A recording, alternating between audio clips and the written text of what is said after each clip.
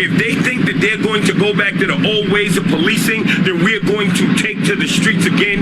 There will be riots, there will be fire, and there will be bloodshed. So there's no way that we're going to let some Gestapo come in here and harm our people. Right? We pray for peace, but black opportunities prepares for the worst.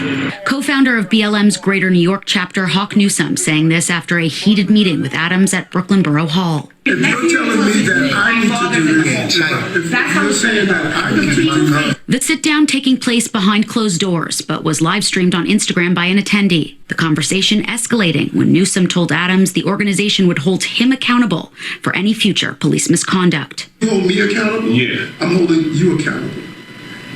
You get on the ground, stop the violence in my community. I'm holding you accountable. We have actively been trying to hold the NYPD accountable.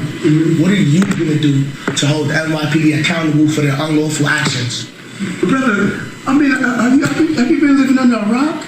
No. Because I've been doing that I did it in the department. In America? Yeah. Brother, we're look. Walking in this room without his. We have people in city council who can create problems for him. We have people in the streets who can create problems for this administration by shutting it down. Welcome back, T&J Titans. This is LeBron J. I want to talk about the story with BLM leader threatens riots, fires, bloodshed in New York if Eric Adams get tough on crime. Now, according to the New York Post, a Black Lives Matter leader vows there will be riots, fires, and bloodshed if Mayor-elect Eric Adams follow through with his promise to bring back plainclothes anti-crime cops to battle New York's surge in violent crimes.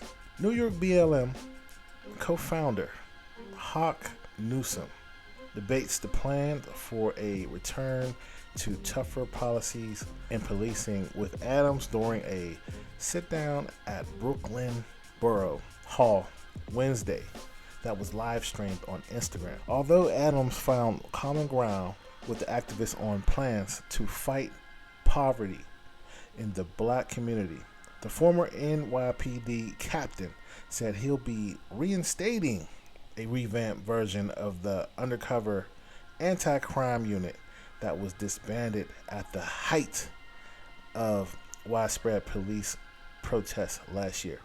The controversial unit was dissolved in June 2020 by Police Commissioner Dermont Shea following the disproportionate number of high-profile that involved the plainclothes cops.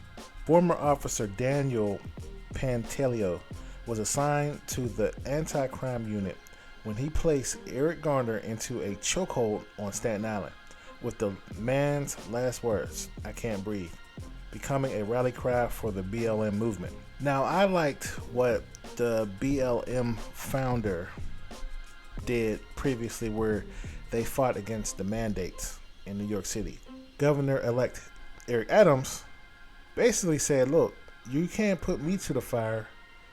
You do something because you have the power to put the pressure on the government. How about you put the pressure in the neighborhoods? There's only so much cops can do in the neighborhood. That's why community policing is important, because if they don't have community policing, if they don't have a relationship with their community, then the only thing that they will do is respond after the crime has happened.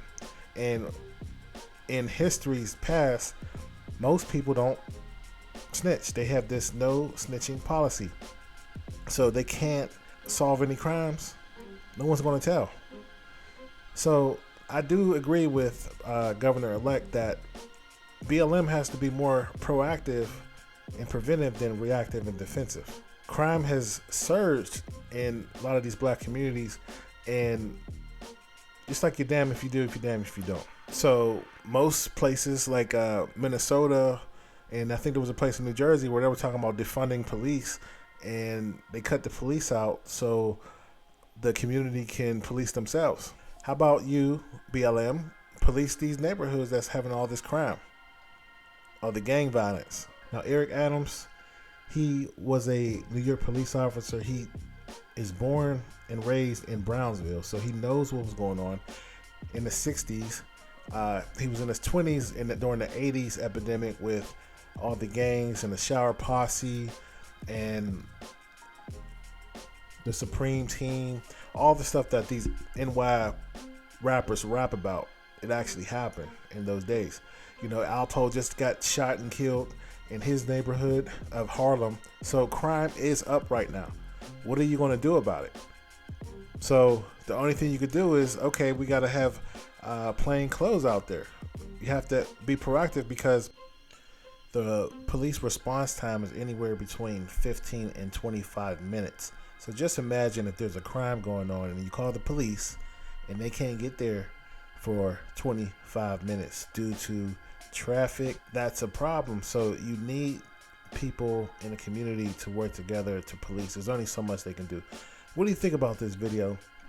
Do you back BLM in support of not bringing back plain clothes policing?